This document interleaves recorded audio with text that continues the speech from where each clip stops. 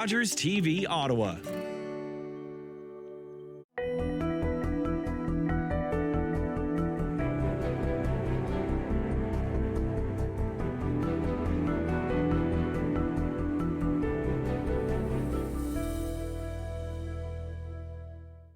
Well, most of us probably imagined that we would have found ourselves on the other side of this COVID-19 pandemic by this time, but Omicron had different ideas. And throughout these difficult times, the City of Ottawa has had to continue making important decisions on our behalf. This show today gives you an opportunity to connect with your city councillor and, of course, for them to connect with you. Welcome to Ward Updates 2022. This is a series of one-on-one interviews with Ottawa City Councillors. We're going to discuss a number of important issues. Of course, some of them will be connected to the pandemic, but there are other important discussions and important issues that have come up and continue to come up when it comes to City Council and the role that they play here in our city. These are important issues that affect your family, of course, your friends, your neighbors, members of your community. My guest today is Tim Tierney, City Councillor for Beacon Hill-Cyrville. Tim, welcome to the show, and thank you so much for doing this. And I'd just like to start off, Tim, by talking more on a personal level with you and just asking, as I mentioned off the top, I think most of us felt, Tim, that we'd be through this by now, and we aren't. There's a new variant there. For you and your family, what's it been like for you? Yeah, first of all, thanks for having me on today. Really appreciate it. It's a new world. Let's face it. I'm itching like everybody else to get back to the Horseshoe at City Hall. I want in person. Look, my job is part kissing babies and cutting ribbons. Never mix those up, by the way.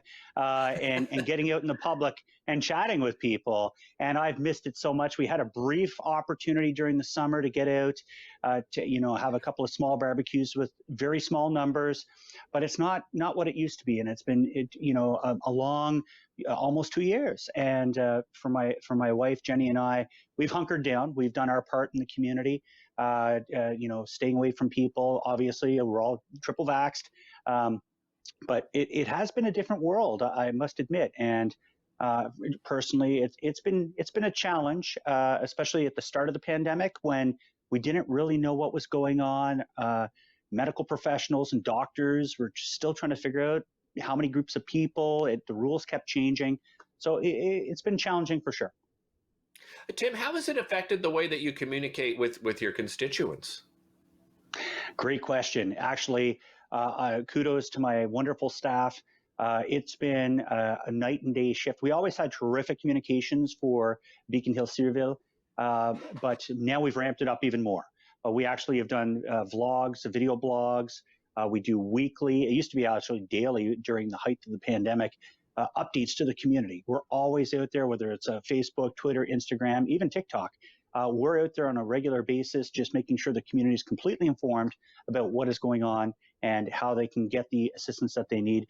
And not just through the ward council office, but every Friday since the beginning of the pandemic, I got together Councillor Fleury, Councillor King, the MPP Collard, as well as our now she's Treasury Minister, Mona Fortier, together for a Zoom call every half an hour to make sure that we connect all levels of government together, because a lot of people don't know. People think I'm the MP or MPP all the time, and it's just better to communicate with everyone. Yeah, all the time it happens. I don't know what people have busy lives, so they get confused. Right, of course. Well, and you know what? Maybe there's a career ahead and on a different level of politics. Who knows for you, Tim? Tim, obviously COVID has had a huge impact on everyone, but we have seen some success stories. We have seen positive stories, in the City of Ottawa. When it comes to your ward, what sort of success stories and positive things have you seen during the pandemic?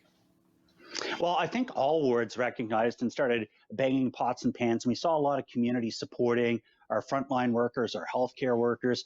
But then I saw a whole other bunch of success stories, whether it was people volunteering to go pick up groceries and drive them to different people's places.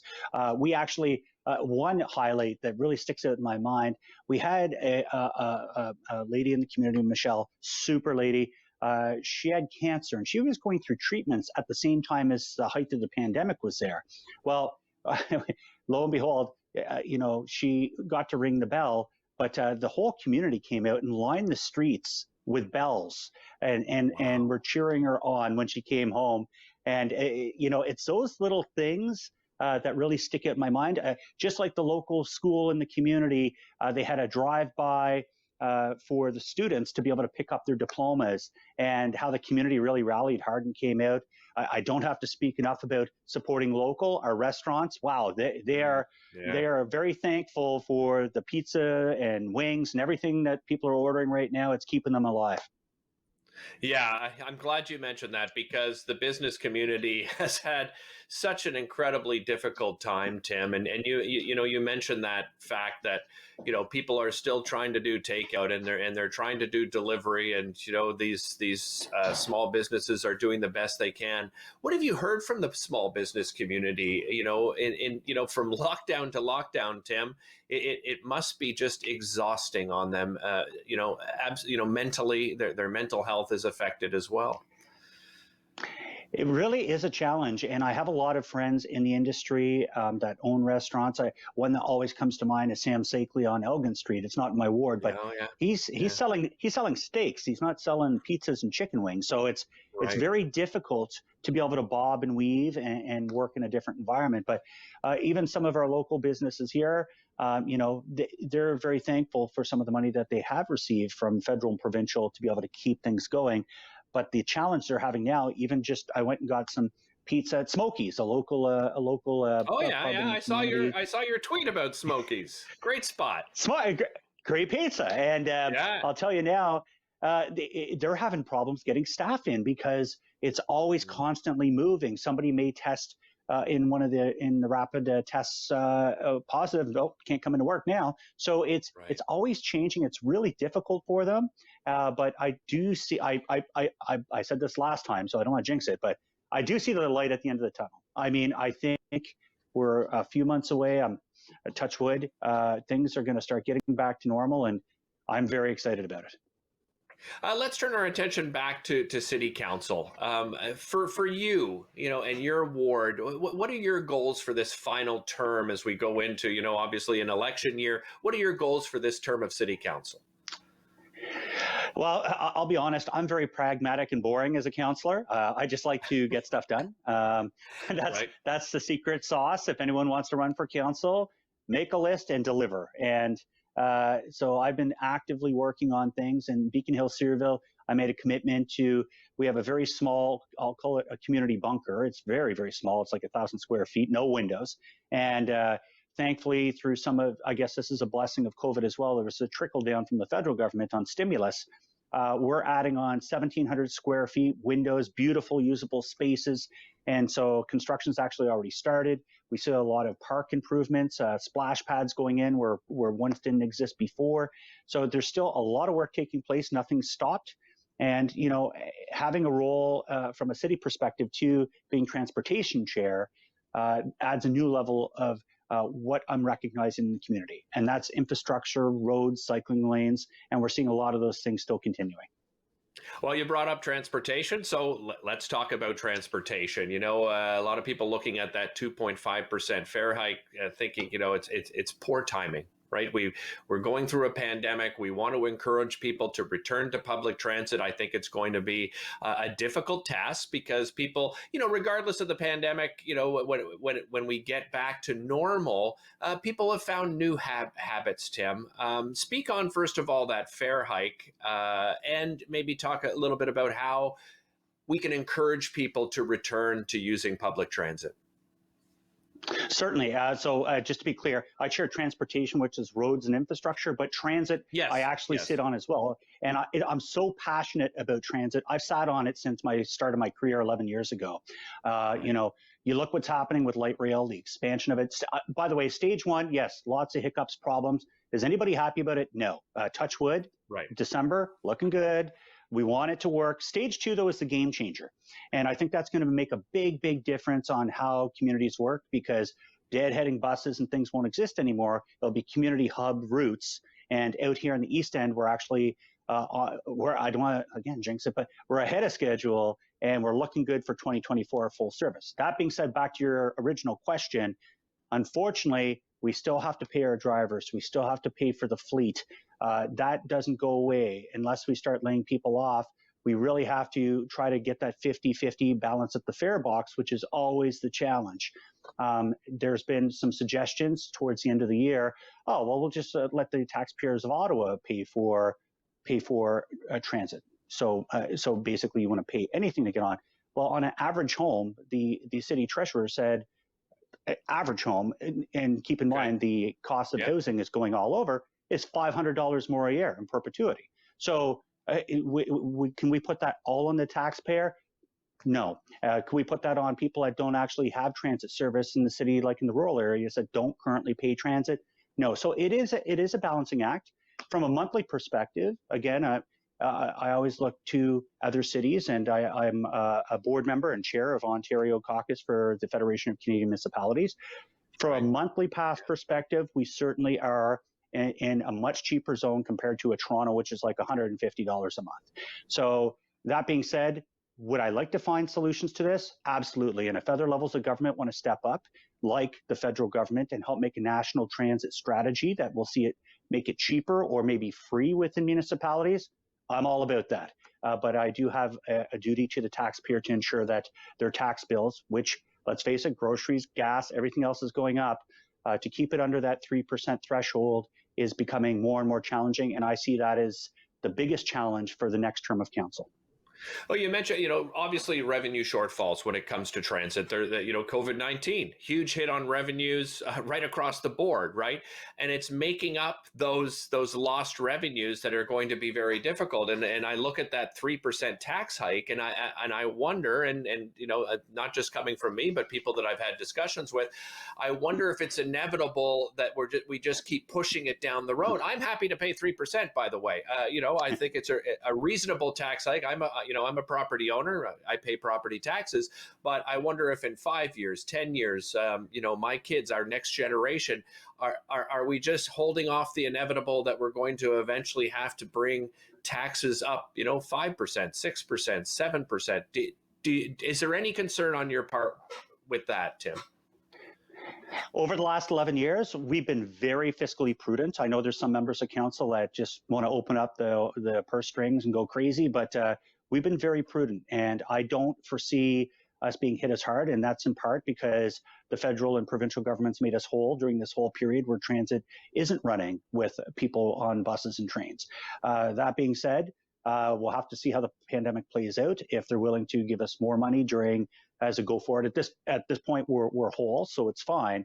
But in the future, certainly, I think there's going to be some tough decisions. And the scariest thing, and I keep reminding people, is the 3% where you live versus where I live versus where Jane might live out in Cumberland.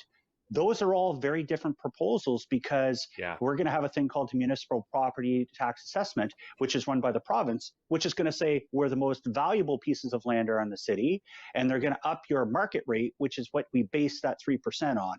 And it's going to get scary for people, even in my community, and that's why I worry a lot about it.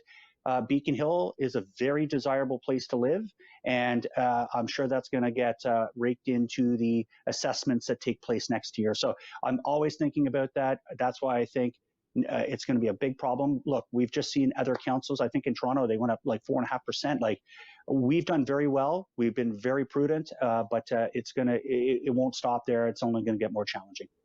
Well, and I'm glad you mentioned assessments, because people oftentimes don't take that into consideration, right? Everything seems to fall on the municipality, forgetting that those assessments are very important. And I would encourage people to look at those assessments and just do a bit of research, because it makes a huge difference. I want to turn my attention to the city's new plan, when we're sort of looking forward and creating communities here in the Ottawa region, and we talk about that walkability score. And I did a little bit of research. So as a whole, they're saying the City of Ottawa's walkability score is about a 45 out of 100. Their transit score about a 50 out of 100. Now, those things, in particular transit, will change dramatically, once phase 2 comes in. When it comes to cycling score, we're about a 64 out of 100. How will you help Ottawa improve upon those scores? And we can talk about it in your ward, but we can also talk about it citywide. What would you recommend some of the things we need to do to improve on those scores, Tim? Yeah, terrific question. And as transportation chair that deals with sidewalks, there's a lot of communities that were pre-amalgamation communities like myself here in Gloucester, which is always a problem. You can find beautiful, nice houses, but you won't find sidewalks in some communities. You look at trying to inspire businesses to come into the area that are needed, so you don't have food deserts. Always a challenge. But I think we're starting to get there. And one big factor is back in 2012, when I was on council, Peter Hume actually at the time was the planning chair, and we decided to put a thing in place called TOD, Transit Oriented Development. So that basically looks at where our transit nodes were. So in the past, when they built the BRT, the Bus Rapid Transit, there was no incentive to get people around those transit stations. So reducing car use, reducing GHGs, and basically giving a carrot to people to be able to build, and whether it's on the podium level of buildings, grocery, retail, convenience, stuff like that, and then residential on top. There was never incentive. Now there is, and I'll tell you right now, my ward is booming. It's happening now. I have 5 towers. You see 2 of them just built in the last 2 years at Gloucester Centre. There's another 6 going in. Hill-Cyrville Station, we have a hotel and 5 buildings going in. We see it happening. We've actually encouraged it. It took since 2012 till now, but it is happening. If you look at stage 2, I'll speak from the Eastern perspective and my Eastern Bloc colleagues. You look around all those stations all the way up to Trim. Councillor Ruloff, good friend of mine, people are snapping up land and they're making them residential, mixed use, and it's starting, our vision's actually starting to take place. Well, and it really, Tim, let's be honest, it is the responsibility of council, right? To work with developers, or Absolutely. even more importantly, not just to work with developers, but to put in the regulations, the zoning in place, because I happen to live in a fairly new development. We have no sidewalks. There's not a sidewalk around our entire street, right? And it makes it, you have people with mobility issues and so forth. It makes it very difficult. So we really need to change the way that city council works with developers and to have the proper zoning in place so that we force them to have things like sidewalks and green spaces and plant trees. Just can you reassure your constituents and residents of Ottawa that that's where we're going? Absolutely. It's actually a requirement now. We actually force a lot of different things. Back in the day, it was just a real focus on what they call cash in lieu. So when people would build something, they would have to contribute back to the community. That could go to a local park in the area. They might put a little postage stamp park. That's changed now. Now when I see applications coming in, especially I'd say the last 3 or 4 years, and that's a big part to former planning chair Jan Harder. She really pushed hard on it to make that connectivity happen. And a good segue, it's like I paid you to ask that question. We actually have a study underway now where they've identified routes that they see as priority where they have to finish connecting point A to point B. In my area, like I said, it's a built-in neighborhood for a lot of the suburban area. They need to get some sidewalks to connect because right now people are literally walking on the road because it's the only option they have to be able to get to their bus stop. That's not safe, and the city's focused on making those changes. Tim?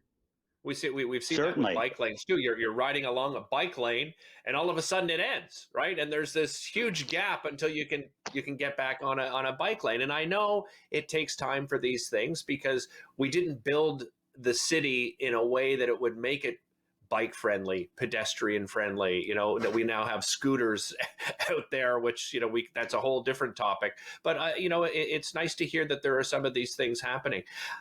Let's go back to your ward in particular and talk about some of the biggest issues facing your ward, in this final term as we get closer to the election. What are some of the biggest issues that you'd like to see come to fruition in your ward?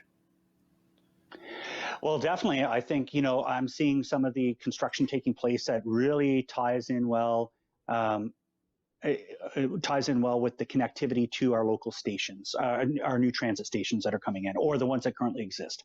And I'm seeing a lot of pathways being built. We have new cycling lanes that are actually going to connect to them as well. The other things I think is obviously food insecurity. If you don't know, the food bank, Gloucester Emergency Food Cupboard is something near and dear to my heart. Good news, if you can say good news. Right now, it's basically a little portable. Like there's mice and everything. Like it's horrible. I'm familiar with it. Yeah.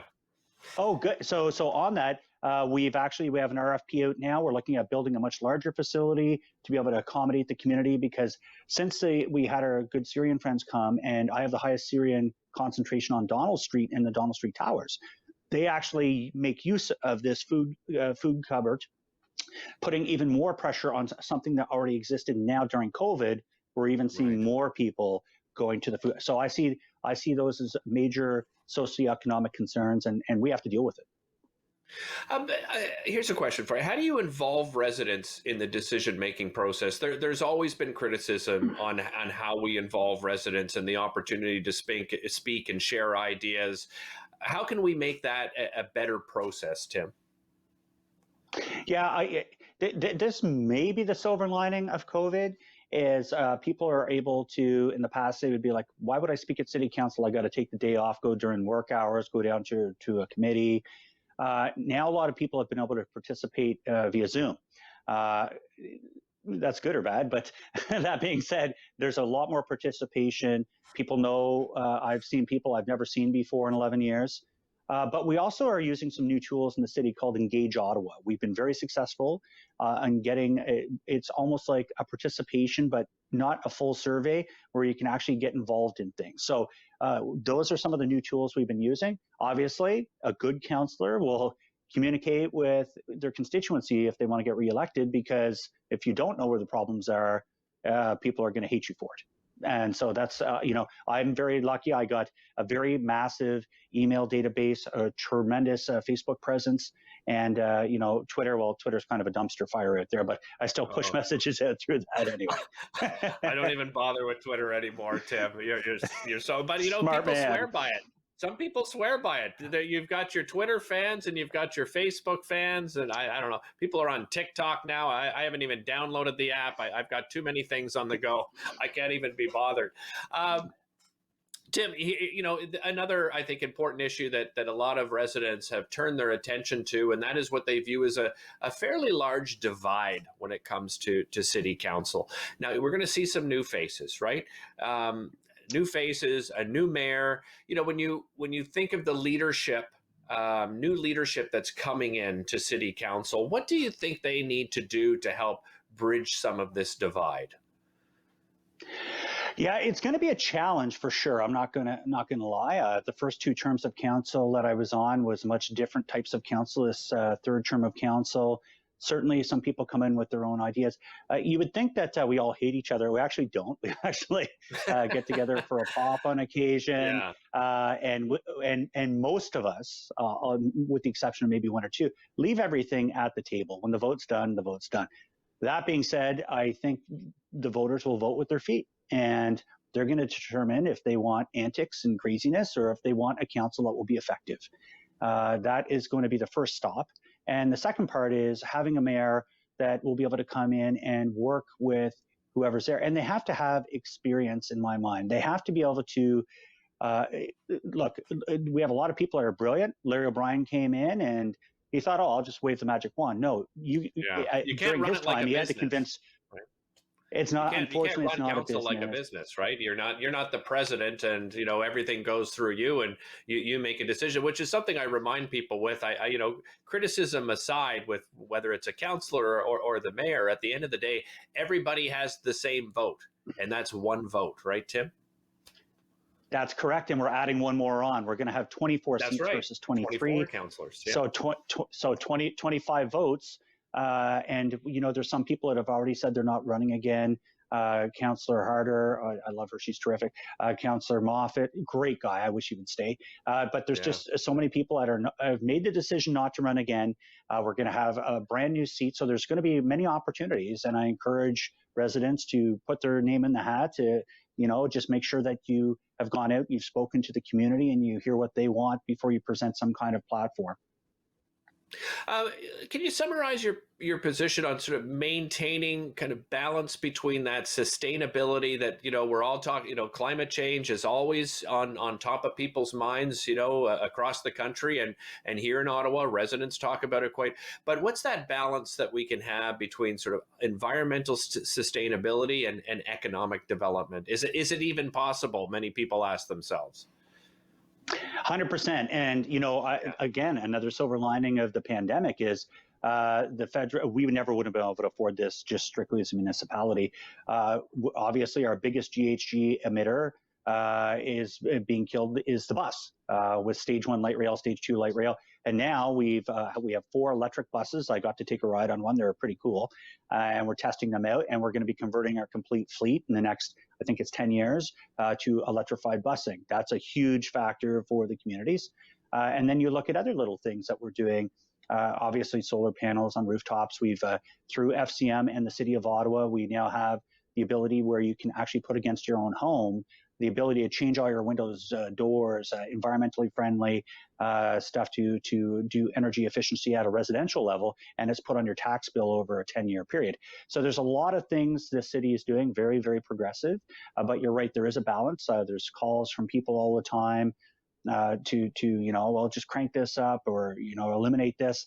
It is a balancing act, but the other levels of government have been very helpful in making sure we can at least start moving that needle to getting zero emissions. Tim, we're just under 2 minutes now. The last thing I'd like to add is affordable housing. We've called it a crisis, housing crisis. City Council called it basically an emergency situation. How do we get more people into affordable housing? How can we work? You touched on developers early. Like, we need to be putting in almost percentages now of how much, if you're going to do a development, this is how much has to be affordable housing. Do you think we've got there yet? We haven't. And we've been dependent. Look, the city puts in a huge amount of money. 17 million is a record in 1 year for new housing. But when it comes to how can we make it so sustainable in the future and keeps growing on its own, obviously the city is now disposed of many parcels of its own land, so we can partner with provincial groups to be able to build some housing. But the one key thing that the official plan is going to help us drive us to is inclusionary zoning. Now, inclusionary zoning will give the opportunity. It's kind of like a carrot to developers. We find a harmony. You want to build 10 stories? Okay, go to 12, but you're going to make those 2 stories all affordable housing. There's a lot of tools that we can use, but without the official plan being completely approved and signed off by the province, we're not there yet, but it is coming. Tim, thanks so much for your time. Really appreciate you sharing your time with us today. Really love having you guys. Thanks so much. All right, take care. That's Tim Tierney, City Councillor for Beacon Hill-Cyrville. This has been another episode in our Ward Updates 2022 series. Thanks so much for watching. We'll see you next time.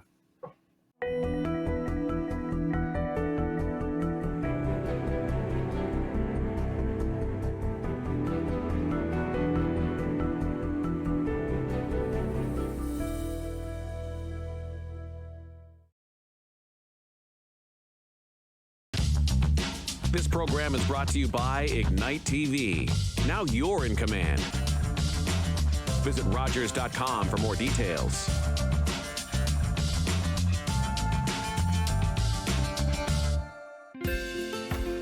Call the Rogers TV viewer response line, email us, or connect with us on social media.